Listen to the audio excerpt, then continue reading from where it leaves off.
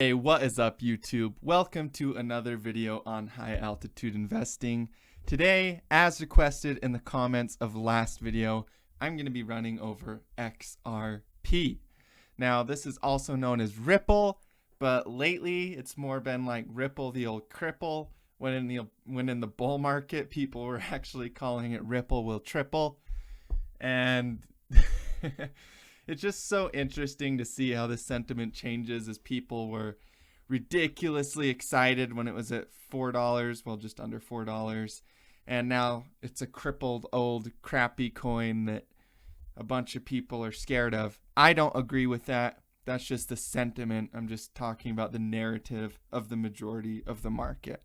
Now, honestly, you guys, I love Ripple's chart pattern. I think that Ripple is a great coin to be accumulating, specifically from the strategy of accumulating. Before I really get into the analysis here, though, we're going to go over to their website and talk about some changes Ripple and the network has had. First of all, their website has gone through quite a big shift in design.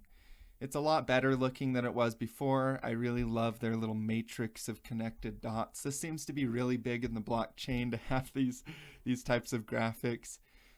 Most projects in this industry have silly little graphics like that. So XRP, Ripple, the old cripple, I think is not an old cripple. I think that it has maybe it's evolving right now, and it's going through an evolutionary process of shaving off the old, the bad, and being reborn with the new. Something that I think a lot of things in this world are doing right now. And specifically in the crypto industry, because if you drop 80% in the whole market, then you're going to shave off all the people that aren't serious about cryptocurrency. And really, they've changed our logo as well. Ripple used to have this logo right here. Now, if you ask me why, I think Ripple has the logo of the three that looks kind of like the fidget spinners. Some people call this fidget spinner coin. So Ripple, I think, is what has the fidget spinner logo. And then XRP, the actual token, because Ripple is the Ripple network, and the token is what has this new logo with the X, kind of looks like an X. And Ripple actually has 43,299,885,509 XRP tokens in circulating supply. So there is a lot of circulating Ripple tokens out there, you guys, or XRP tokens, because XRP is the token and Ripple is the network. And it's really a larger circulating supply than most cryptocurrencies, but it's still a limited supply. And also, it's number 3 in total market capitalization, so people aren't really looking at the circulating supply as a bad thing, you guys. They're just seeing this as, hey, there's a lot of XRP tokens out there, but that just makes it so the price is 23 cents rather than $155 or $7,664 like these bigger tokens. So let's get right into this.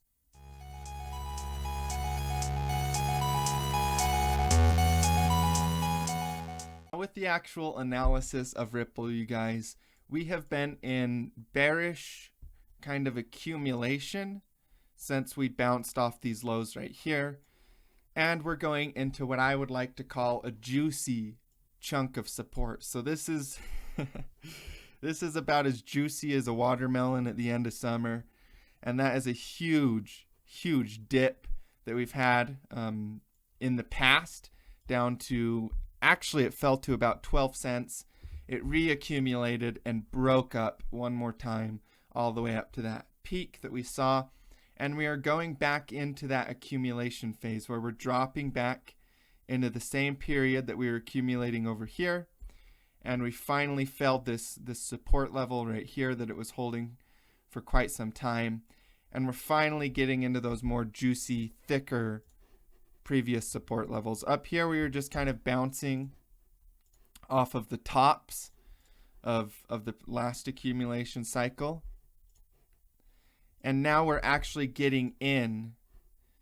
We're actually dropping, and we're finally getting into this better phase of the market where we're falling towards more major support levels. What did I do to my candlesticks here?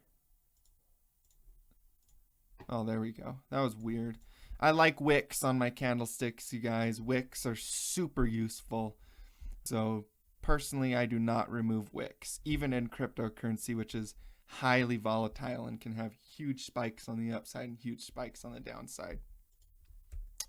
So the way that I look at Ripple and the infrastructure of Ripple is a transitional coin. So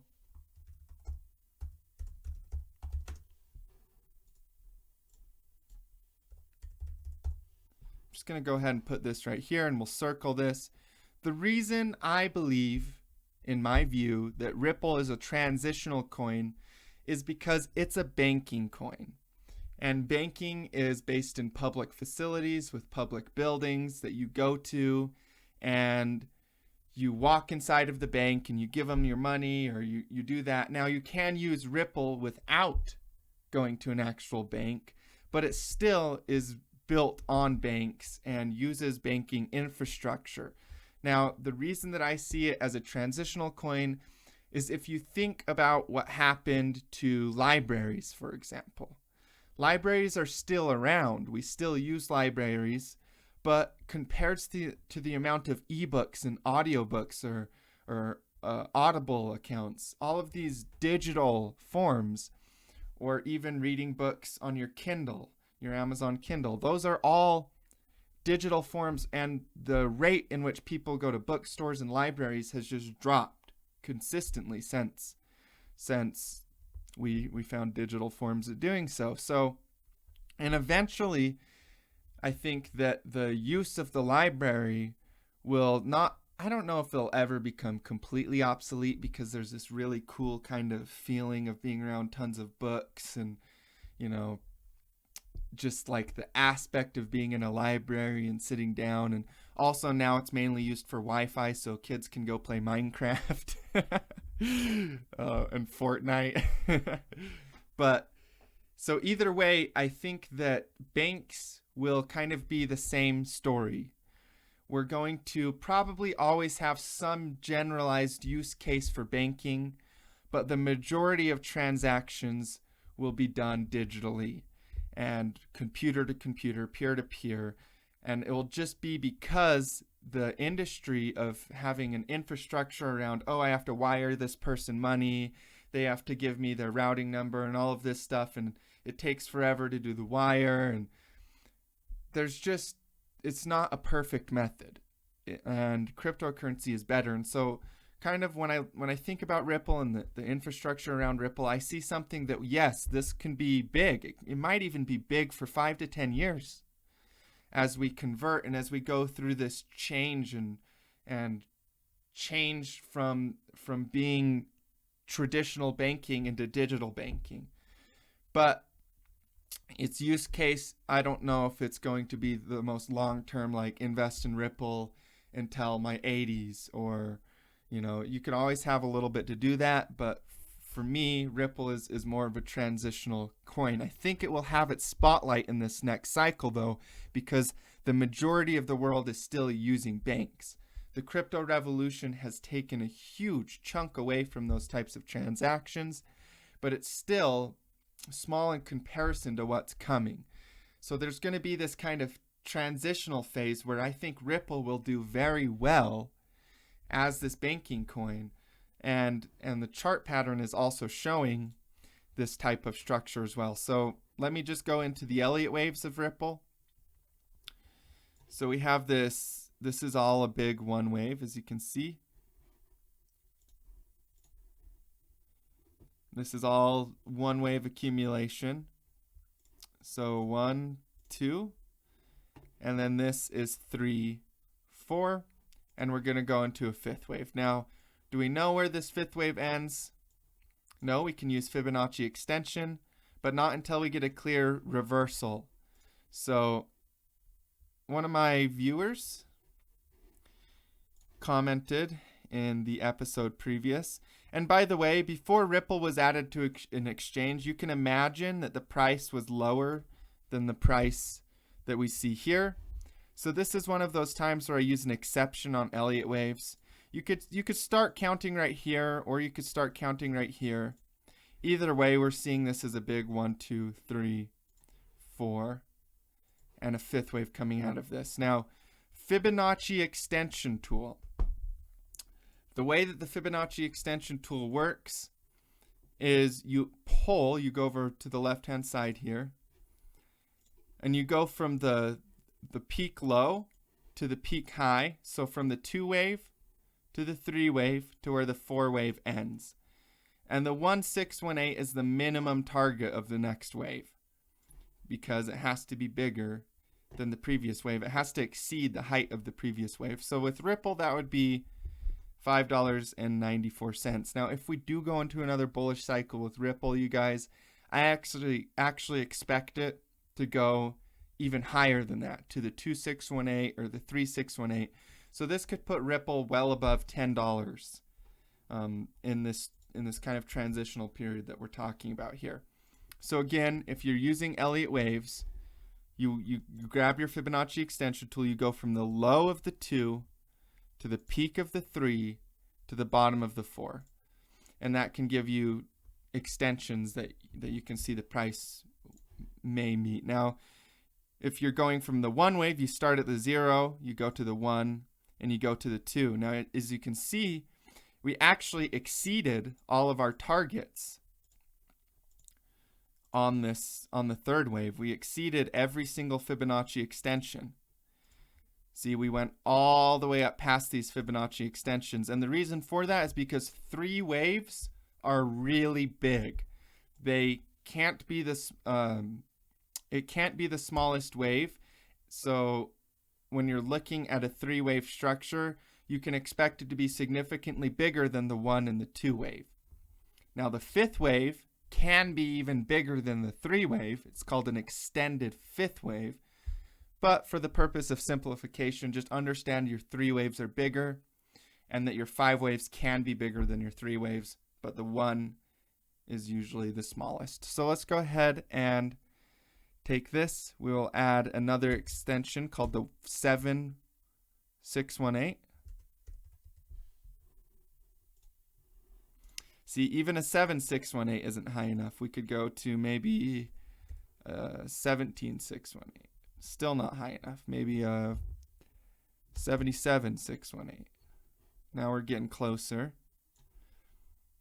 Let's do 80618. So I'm adding Fibonacci extensions 10618. Okay. 200,618. This one might be too high. Oh, that's close actually. So let's do 180,618. 150,618. All right, so what I did is I added another extension called a 15618. So this is significant. This is an extension that's significantly higher than this 4236, this 1618, this 2618, but it's still a Fibonacci extension. And that just goes to show how extended these waves can go, how much past your targets they can go, especially in something like cryptocurrency where people get super, super hyped and just keep funneling money in and just keep dumping because they start to make money on this first rally and they just get so excited that they just keep putting more and more money in. It's all emotion here. So that's why we can extend all the way up to 15618, you know. That's ridiculous. But it's ridiculously good, to be honest with you. So if we did another one of those in the 5th wave, if the 5th wave was anything the size of the 3 wave, that would put Ripple at $566. Now, I think that's quite extended. I'm not going to sit here and predict that Ripple's going to go to $566, but I'm also not going to sit here and say that it isn't possible.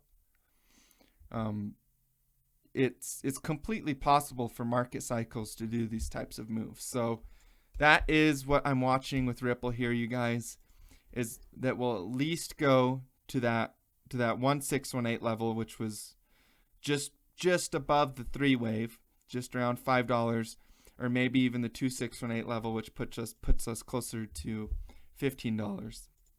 And again, this is all because of a 1, 2, 3, 4, 5 Elliott Wave structure. So if you're an accumulator, like I talked about at the beginning of the video, you guys set your buy orders along these lower support levels. And I'm going to give one example of how Bitcoin has done the same thing that Ripple is doing right now, and how Ripple is a little bit behind Bitcoin maybe in its cycle, but could do something similar to what Bitcoin did at the beginning of this year when we went all the way up to 14,000 in April and stuff, when we were really starting to pick up in momentum. So this is where I'd be interested in picking up Ripple tokens. This wick goes down to about 12 cents. Right now we're at 22 cents. So the downward risk is getting less because we've already fell so far. We've already dropped so high from its peak that the risk to pick up Ripple as it drops further becomes smaller and smaller. So let's look at Bitcoin, you guys. So Bitcoin, what a wonderful currency here. So Bitcoin is doing a similar thing as Ripple in the sense that Ripple fell onto a major support level. It bounced, and then it fell through support and then went into these chunks of resistance, those juicy chunks of resistance, like I was saying earlier. And it found support in those previous resistance levels, because these were resistance in the bull market, and now it's support that we've started to turn around in this next market cycle here. So what used to be resistance, this level and this level, actually became support when we felt support of this level right here. So this was support that failed, and this is new support that used to be resistance.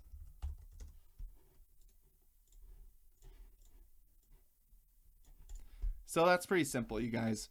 We formed a support level, the support level failed, and we found new support in areas that used to be resistance. So let's take this kind of model of looking at it and go back to our Ripple chart and see what's happening here.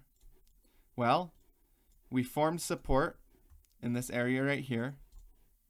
We've broken through that support level, and we're coming to areas that used to be resistance. This used to be resistance right here. This used to be resistance right here. This used to be resistance right here. This was resistance right here when it fell down to here. So this is all used to be resistance and is now support. And what I think is going to happen is we're going to come down into these levels, maybe drop a little bit further, unless Bitcoin reverses right now. If Bitcoin reverses right now, Ripple might follow with it. This right here, we're going to find some support, and then we're going to go for that reversal wave where all that selling momentum comes to an end. And kind of the Elliott wave structure I'm looking at here is this looks like an ABC down. So this is an ABC wave. But this is a special kind of ABC wave where you can have ABCs from the A wave and ABCs up from the B wave. And then this can be a 1, 2, 3, 4, 5 wave down. So that's my analysis on Ripple, you guys. If you're a long-term hodler, this isn't investment advice. This is my journal, my view on the market. If you're a long-term hodler, keep going with it, you guys. I think that this coin could definitely see some serious action on the upside even still. And if you are maybe a trader or a short-term trader, it's also a good time to be watching Ripple, because Ripple versus the Bitcoin chart has had one of the biggest volume spikes that it has ever had as it's reaching these lower prices. See this volume spike right here.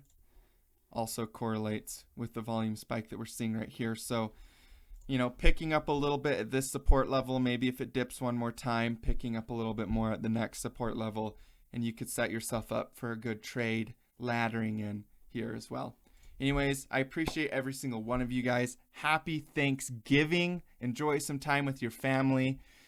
Take a little time away from the charts. I know that they are the most beautiful thing that has ever happened to us. But take a little time away from the charts. Spend some time with your family. Maybe when you're at Thanksgiving dinner, tell people about Ripple. Tell some people about some of the coins they've been watching. Tell them about some of the coins I've been watching and my YouTube channel. I appreciate every single one of you guys. Hit that like button. Hit that subscribe button if you're a new viewer. And I'll see you guys in the next updates. As always, stay profitable out there.